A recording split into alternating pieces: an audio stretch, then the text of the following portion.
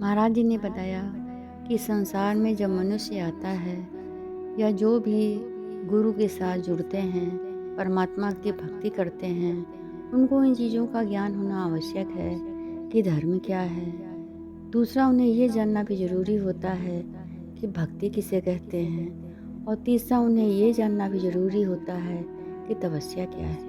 क्योंकि जब तक आप इन तीनों के बारे में नहीं जानते, नहीं समझते, तब तक आपका भजन सुनने में मन भी नहीं लगेगा और आप अपने उस लक्ष्य तक नहीं पहुंच सकते जिसको पाने के लिए आप इस धरती पर आए हैं। इसके बाद गुरु जी ने एक छोटी सी कथा सुनाई। वो कथा क्या है, ध्यान से सुनिए। महर्षि गर्ग जो थे, वो बहुत बड़े धर्मशास्त्रों के ज्ञाता थे। धार्मिक कहानियों को सुनाना, धर्मशास्त्रों को पढ़ना और अपने शिष्यों को भी धर्म की शिक्षा देना तथा उन्हें ये सद मार्ग पर चलना वो अपने शिष्यों को सिखाया करते थे।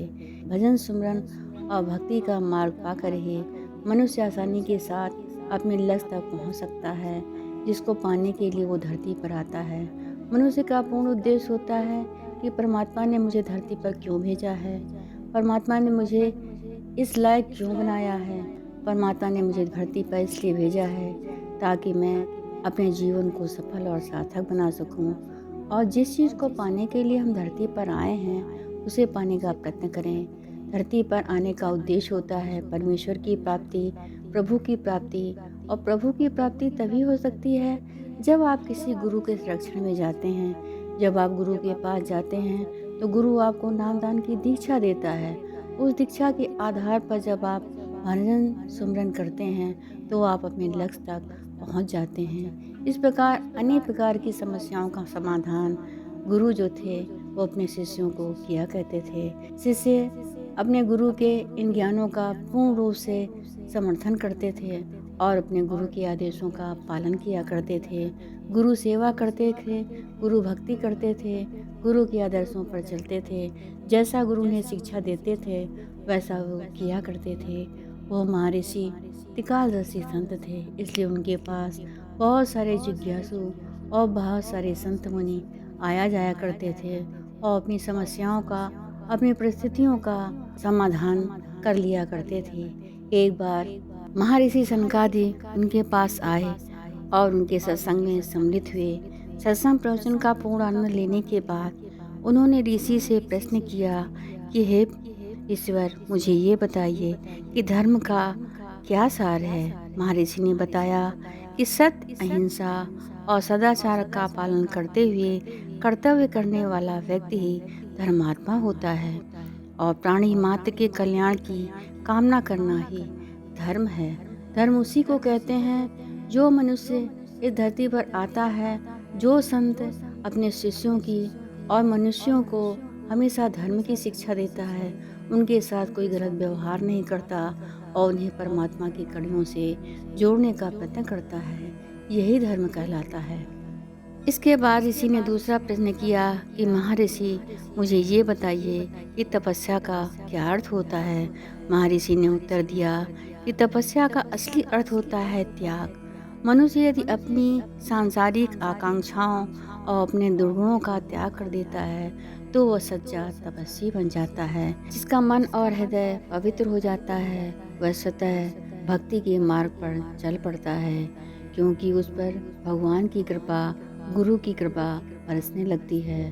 वह गुरु की कृपा पाने के लिए आतुर हो उठता है, भगवान की कृपा पाने के लिए आतुर हो उठता है, क्योंकि उसके अंदर एक जिज्ञासा उत्पन्न हो जाती है कि गुरु ने मुझे जो ज्ञान दान की दीक्षा दी है, इस दीक्षा के आधार पर हम अंतर में बैठे हुए परमेश्वर को और उस गुरु को देख सकते हैं और जान सकते हैं। और हम जितनी ज़्यादा तपस्या करेंगे तभी हम अपने उस लक्ष्य तक पहुंच सकते हैं। जिस लक्ष्य को पाने के लिए हमें परमात्मा ने इस धरती पर भेजा है तो हम अपने कार्य को पूर्ण कर सकते हैं। इसके बाद ऋषि ने तीसरा प्रश्न किया कि असली भक्ति किसे कहते हैं। महर्षि ने उत्तर दिया, केवल भगवान की कृपा प्राप्ति के उद्देश्य से ही की गई उपासना और निष्काम भक्ति को ही भक्ति कहा जाता है।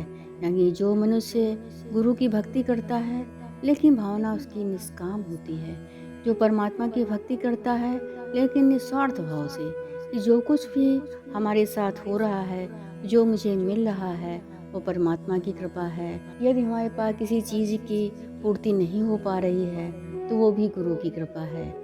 और जब हमें किसी चीज़ की ज़रूरत होगी, तो गुरु हमारी उन समस्त ज़रूरतों को पूरा कर देगा।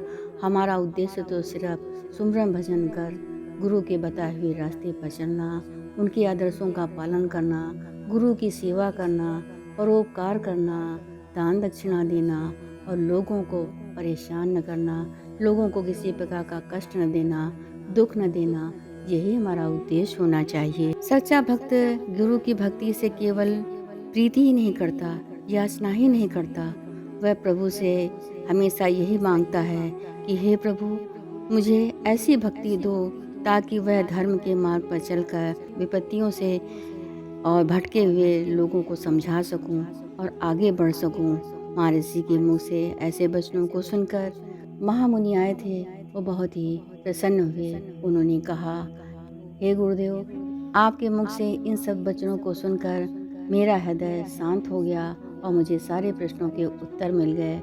जिस जिज्ञासा के साथ मैं आया था, वो मेरी जिज्ञासा पूरी हो गई। इसके बाद महाराज जी ने कहा कि संसार जगत में रह करके मनुष्य को अपने गुरु के बताए हुए रास्ते पर चलकर त्याग, तपस्या, इन चीज़ों का विशेष ध्यान रखना चाहिए।